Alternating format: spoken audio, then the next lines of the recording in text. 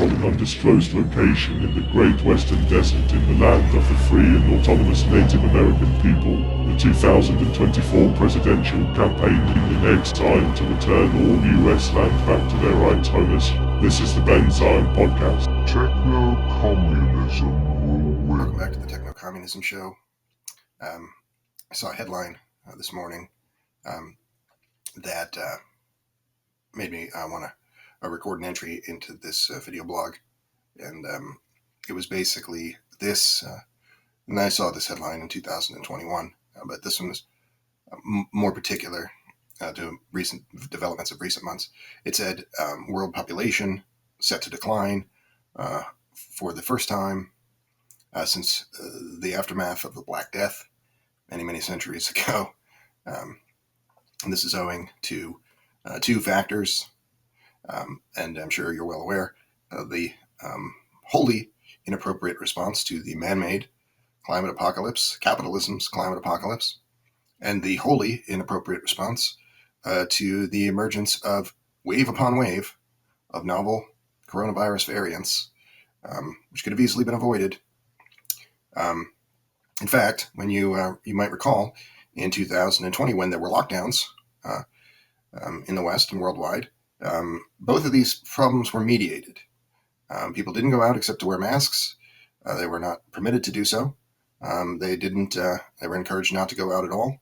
And another result was that this environmental impact fell down dramatically into the range of sustainability and survivability for the human population. And rather than see the wisdom of that, we've listened to the ruling elites who forced us back into the workplace, encourage us not to wear masks so that we'll kill ourselves effectively. That's the reason. That's the only reason that anyone encourages anyone else not to wear a mask, is to kill working people. And they can say that it's to do with something else. Those arguments don't even really make that much sense. But what it is actions on behalf of the fascist overlords to cull an already vulnerable population. So the population is still falling. It's kind of in something like a free fall, and that would have been easily avoided because we could have through the simple action of not even changing the form of the economic system itself, which is a necessity for a sustainable and survivable world, but simply by working from home, limiting all of these other activities, and this would have addressed these two issues. So you see a world where the fascist West, made up of about 800 million people, 1/10 of the world's population, the larger world has its hand forced to comply with the directives of the fascist West, which is themselves more or less being compelled in a similar way to comply with the directives of these few thousand fascist overlords, capitalist ruling elites. You see that we would rather see genocidal actions, right? Because it's not uniformly impacting all parts of the world. Those 800 million people in the fascist West are significantly less impacted than people in other parts of the world. And within, you see a similar pattern. For example, life expectancy of Native American people fell by 8 years. And Native American people are people who already are not in a position to retire because their life expectancy is below that of the retirement age for collecting Social Security in the United States. They're not in a position because of segregationist and other violent social policies. They're not in a position to earn a living or have a very gratifying life therein. But they're further abused by, and look at these people, liberals and conservatives, both of the settler colonialist North American variety. Both, there's no liberals and conservatives. There are capitalist, fascist sympathizers. These fascist sympathizers overwhelmingly push or support pushes to increase this retirement age and strip away these benefits and do other things that would strip them away, like privatization schemes. So they want a world where no one is treated well, not even their so-called constituents, these white nationalists. But most particularly, they want a world where black and brown bodies are done violence to throughout their lives, cannot earn a living, and never receive those benefits because the average life expectancy of those communities is, as a result, too low to ever receive retirement benefits on average. So this is a world where you have this stripping away, this culling on a grand scale of the human population because of incorrect institutional approaches. It is legitimate and correct to call it a genocidal action on the part of the fascist West because it overwhelmingly is targeting the fascist West. There's a guy, some people would call him a scientist, a medical person, but I think that's a matter of debate, who was in the news this week, Anthony Fauci. And Anthony Fauci a few years ago was saying the opposite of what he's most recently said about masks, but he's saying that masks are not efficacious, which doesn't even pass the laugh test. But Anthony Fauci is a drug pusher for Big Pharma. So he's pushing the Band-Aid solution of vaccines over everything else, even though the vaccines with 80% compliance rate, as they have been at various times, do not stop all the variants or even their targeted variants to enough of a degree that you could say that the curve has been flattened. Nobody uses this language anymore because people have been tricked into giving up on their own health and safety. But masks with 80% compliance would absolutely stop all of these variants, the one that's killing the most people at any given moment, and all of the others, and any other airborne pathogens as well. All of this would be stopped by 80% compliance in masks. And all that's really required is not having fascist overlords manipulating people, rather just saying, this is the law, wear a mask. If you campaign against masks or do not comply, you will face some penalty. But even this liberal lion, Anthony Fauci, who's no liberal at all, this is a weasel word. Angela Davis is famous for saying this, and I'm paraphrasing that. What is a liberal? These people they benefit from white supremacist institutions, redlining, segregationist institutions. They benefit from imperialist institutions. They say they don't like those things, but they don't stop them from occurring. They turn a blind eye to all of them, and they benefit from them. So this is the grandest of weasel words. This word liberal. These words liberal and conservative serve to frame, falsely, conversations around the interests of the ruling elites, and these are the very things that would even allow people to accept this world that's potentially dying itself. This isn't perhaps merely a culling. You could say it's the early rumblings of total collapse of the human population. But whatever the stage or pace of that, we are seeing a fall off in the global population. I'm going to read a little bit of an article that addresses some of this. I always dreamed of being a mother one day, but the rise of AI and the climate crisis have me second guessing if I want to be a parent. And this is particular to AI, which I talk about a lot on the show, but I don't think I think it's kind of a red herring relative to these other problems. Most notably, the idea that AI itself is a bad effect upon the world, and not the fascist overlords being more or less the sole arbiters of these superpowers. AI, artificial general intelligence, will be the most powerful tool ever to be built, and it will more or less be the sole province of these liberal fascists and other fascists in the West. So when you're talking about the problems of AI, but not talking about the problems of imperialism and the fascist West, you are pretty intentionally ignoring the actual problems. If there had been an rise of artificial general intelligence some decades ago in an alternate history where the entirety of the world had beat their swords into plowshares and accepted the socialist mandate, the world revolution that Lenin prayed for, predicted. If this had happened, which in that world there's not a waste of resources and out and out insanity and escalation of various problems, in that world, this AI takeoff could have occurred in the year 2000 or something. Also in that world, Um, we wouldn't be thinking of an AI takeoff as an existential risk to humanity at all. We would be thinking what wonderful things we will build, better and better things in the future for the human race. Instead, we talk about this as something terrifying because of this context of fascist Western power and hypercapitalism killing the planet. I always dreamed of being a mother, but now I'm second guessing. I always thought I would have kids. In fact, I felt like I was meant to be a mother. When I got married, I was enjoying my partner, and it never felt like the right time to have a baby. Now I'm worried about the future of the world and unsure if I want to be a parent. That's something I talk to my therapist about frequently, the question of whether or not my partner and I should have kids. I know I'm not alone in my concerns. Many of my peers face the same questions as we board the baby train later or stay off completely. I used to think it was part of my purpose in life to be a mom. I love kids and always have. While it wouldn't fly today, I was babysitting at 11 years old. At 18, I worked as a summer counselor. I worked full-time as a nanny for several years and stay in touch with that family. I have journal entries from my early 20s that describe my desire to procreate and the joy I expected to feel when I started a family. As my 38th birthday looms, however, I remain child-free and unsure if I want to be a parent. Why? What's the problem? My indecisiveness about having kids crept in slowly.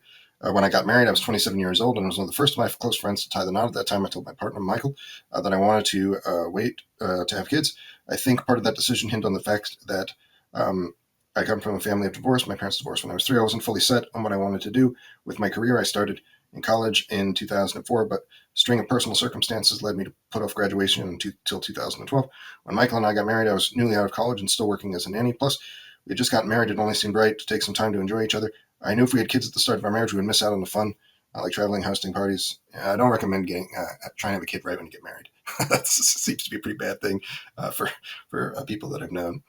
Relative to maybe waiting a few years. But I make the case that maybe this is the more moral thing to do. You can't really bring a child into this world knowing what you know about the potential for Black Death type effects, collapsing population, and worsening conditions. You're subjecting you're dooming that child to living in a world where they might not live to adulthood, or they'll be in a pretty bad situation. So I think the more correct thing, provisionally, I agree with Marxists that generally the right to live well and have a family should you choose are reasonable. Have children should you choose are reasonable things. But provisionally, given the situation that we're in, where we must stop capitalism's climate apocalypse, I think that the more intelligent thing to do is to set aside those instincts. Have children is an instinct, right? Almost no one makes this choice directly.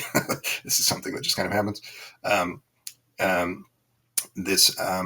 Set aside these instincts and choose to fight against these forces that are killing the planet. And then perhaps when that's corrected, if it will be, on what time frame, and if it can be in your lifetime, then perhaps reconsider this idea of child rearing. It doesn't seem like there will be a future for children who are born today. There's not a lot of mention of AI in this article, actually. So it seems maybe like something, just a little clickbait to throw the word AI into the title. Speaking of AI clickbait, here's a fun one. I'm not going to read this whole one. This is from the newscientist.com. AI beats champion human pilots in head-to-head drone race. I always was one thing that annoyed me about Star Trek and a lot of space operas is the idea that the pilot is an important job in the future. This is even, in the 1980s when I first became aware of these things as a small child.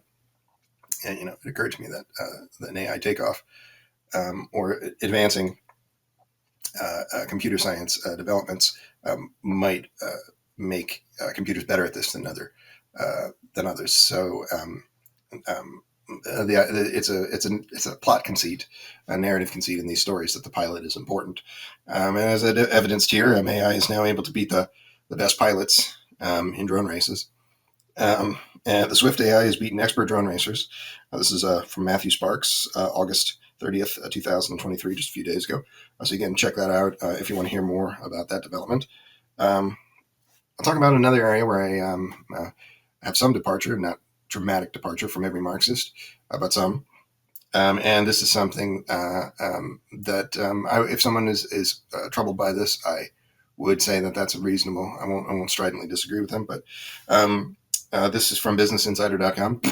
Liberal bullshit, not as the title suggests. not socialist friendly, but occasionally having socialist-esque pieces and occasionally interesting thought pieces. This company thinks the future of education is virtual reality schools that offer students more decentralized experience. This is from Lakshmi Varanasi, September 2nd, 2022, just a few short days ago. This lockdown set of conditions, I go and play pool and sometimes work at a community center near my house. I don't go there as much as I would because there's unmasked people, often high school, middle school, high school students there. Then they're usually just kind of messing around, playing or messing around on their phones or something. But sometimes there's a person of the same age who works there named Zeke. We sometimes play nine ball with Zeke. But Zeke never wears a mask. There's no mask requirement for city workers. One of the people who works there is a nursing student.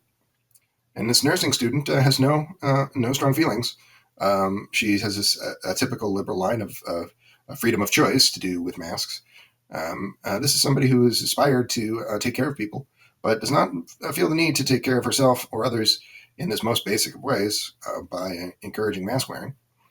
And so I don't go to this place, but the reason that I brought this up is because there's people of this age there.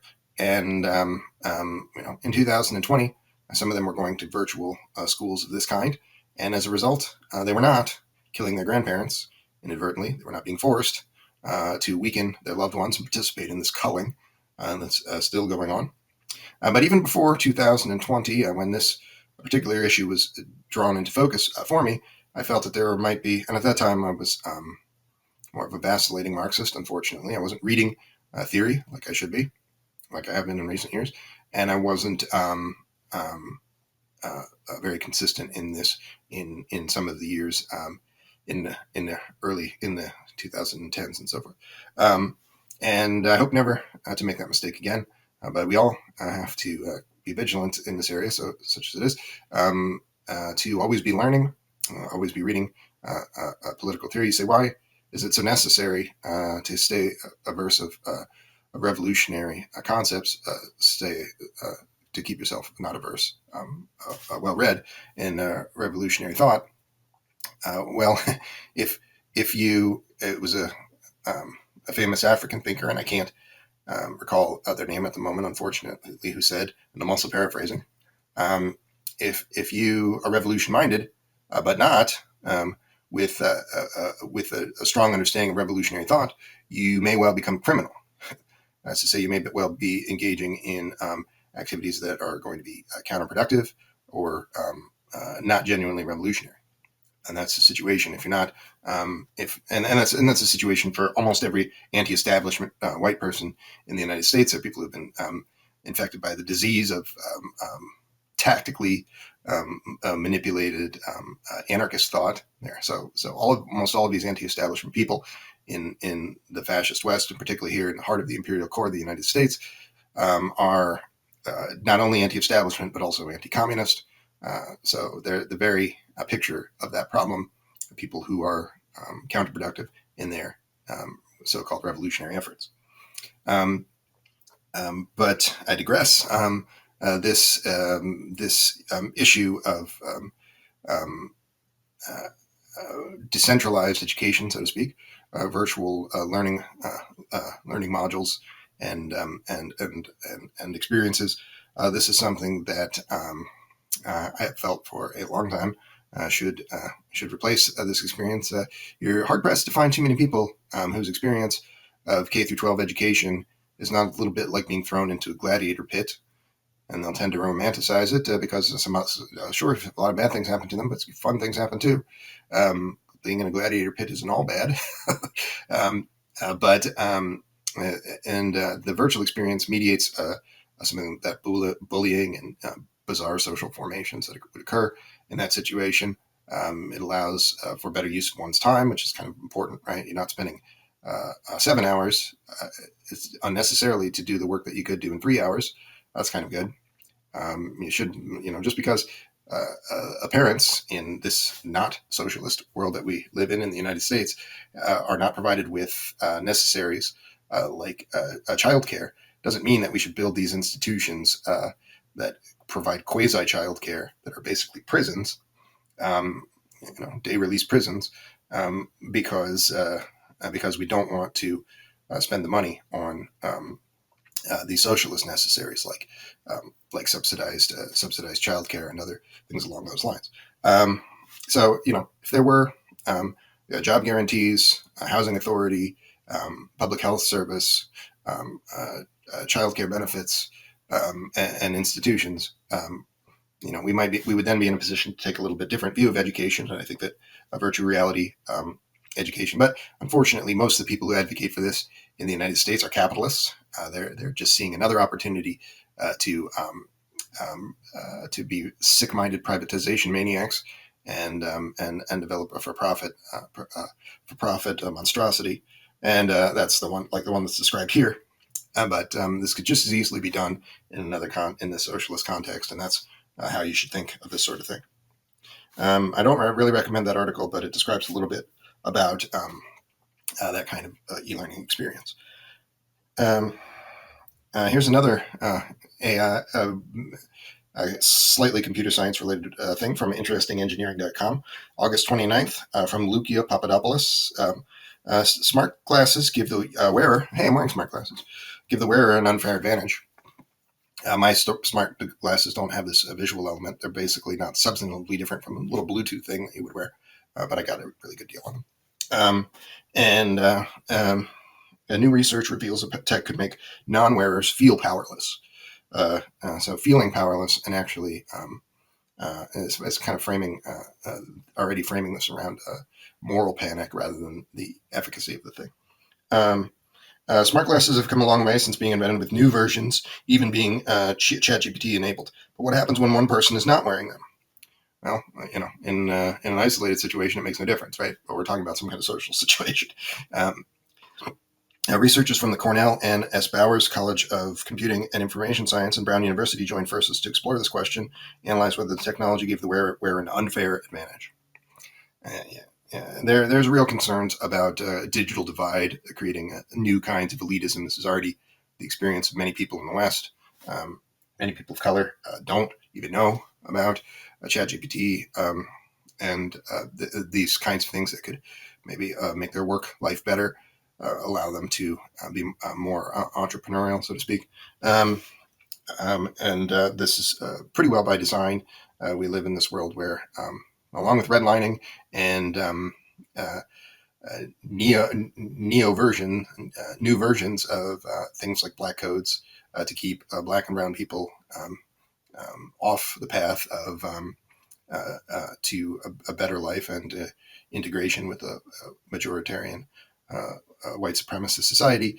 One of the things most crucial in that, after redlining type things, is the education system itself and tracking, forcing people of color from the earliest age, without real consideration of their talents or inclinations, onto educational paths that are non-starters, where they'll be dramatically disadvantaged.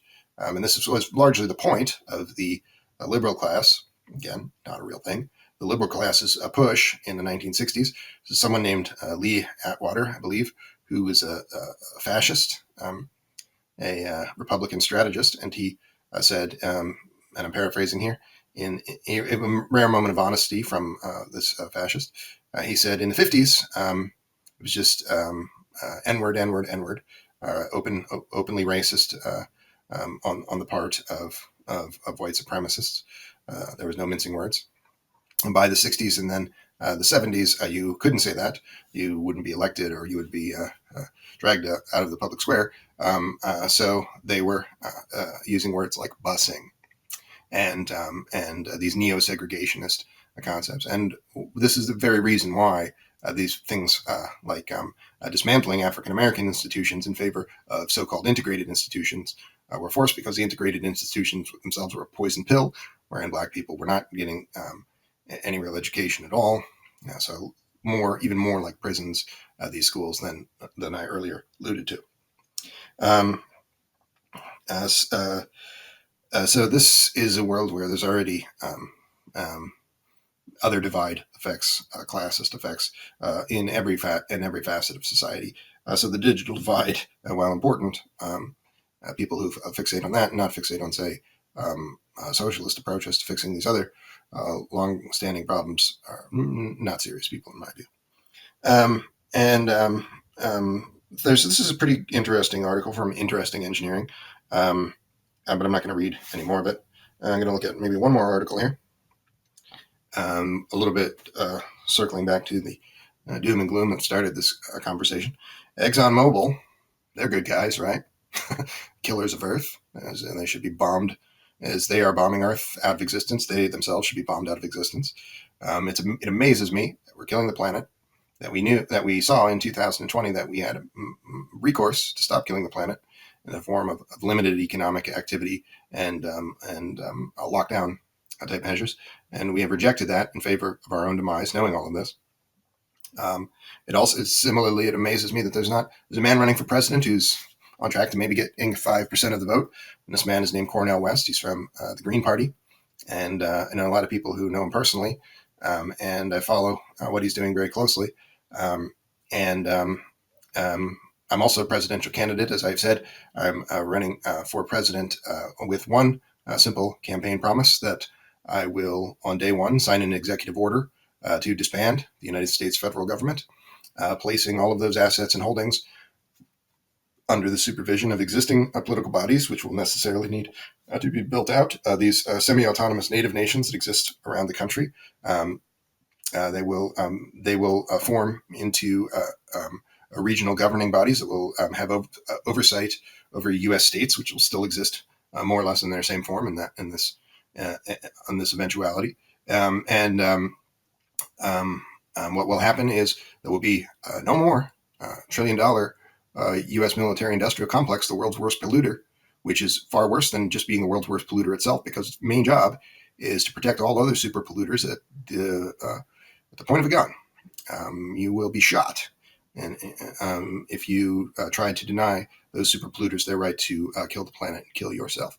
And that's what the United States job is. It's an abomination beyond any other, and it should be dismantled. And so that is my goal, is to spread this message. Cornel West is more the reform-minded person relative to myself, but he has a good understanding of all of these problems. And but it amazes me that he is not trying to organize, and it's amazing to me that this is not happening just organically. Million-person standing occupation, Occupy DC, million-person march on DC to leave it in the ground, to ban new fossil fuels and stop fossil fuels from killing the planet, because fossil fuels, as I said, the U.S. military-industrial complex is a huge consumer of these things and a huge polluter besides, but the fossil fuel industry itself is the number one contributor to this capitalism's climate apocalypse. The number two contributor, a thing that you can have some impact on as well, is livestock systems, factory farms, and the consumption of animal products. You can switch to things that taste exactly the same as those animal products. Get a Beyond Burger that tastes just like a hamburger. You can get vegan cheeses that taste just like real cheeses. Get all of these things in this dramatically less devastating form. It amazes me that people push back against this. Even many communists push back against this idea because these two things, when viewed, these number one and two causes, fossil fuels and livestock systems, are overwhelmingly make up the lion's share of the environmental impact upon our world, and we should be banning them, because every moment that we fail to ban these things, all of our children are one step closer to death. As I said, this is a world where you might give birth to a child knowing that child might not live to adulthood because of deleterious human activity of this kind. People know all these things. They're not responding. They're not responding appropriately. ExxonMobil, one of the people most responsible, one of the organizations in the United States, corporations are regarded as people. That's a fascist development of recent decades. ExxonMobil predicts climate efforts will fail. Story. Every time you see something like this from any source, but particularly to do with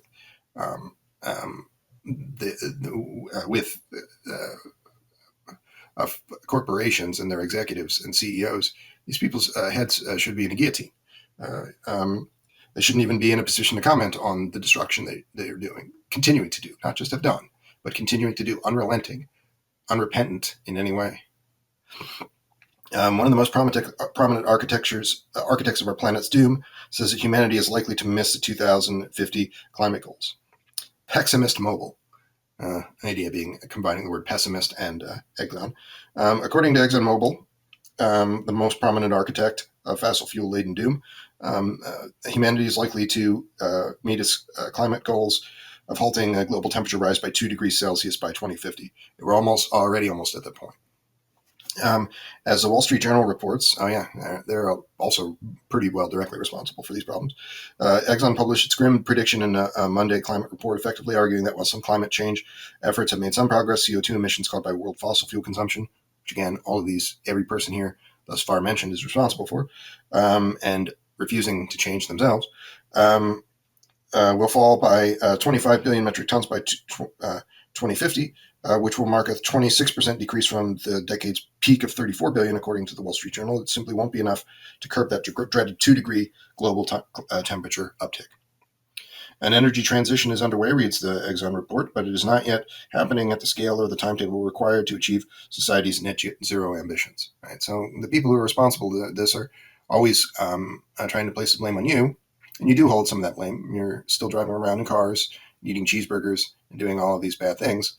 But of course, they have contrived the situation where it's very difficult for you to escape that, and they continue to do so. According to the Wall Street Journal, Exxon also in the same report argues that fossil fuels are conveniently still necessary to power worldwide economic growth. That's every word of that sentence is, of course, a lie. Fossil fuels remain the most effective way to produce a massive amounts of energy needed to create and support manufacturing. We could easily replace all of these things with sustainable things tomorrow if we were able to put these Exxon executives and other executives' heads in the guillotine, able to dismantle the institutions that force us to do otherwise, and actually implement those things. And that requires nothing less than revolutionary action in word and deed on your part. I'm not going to read more of this farce of an article, but like most things from the capitalist class, they seem to begin to address the problem and then suggest something completely inappropriate in response. And this is a pretty bad example of that. Well, again, I encourage you to write in Ben Zion 2024 as a write-in protest vote. Send us an important message because this planet is dying and action must be taken. And my campaign, which I share with many, many people every day to end the United States in its fascist form and reverse these horrible outcomes, is nothing short of actions of that magnitude are going to save this planet from capitalism's climate apocalypse, and continuing to serve the ruling elites, like all the many people that I mentioned in this and other conversations, is no solution at all.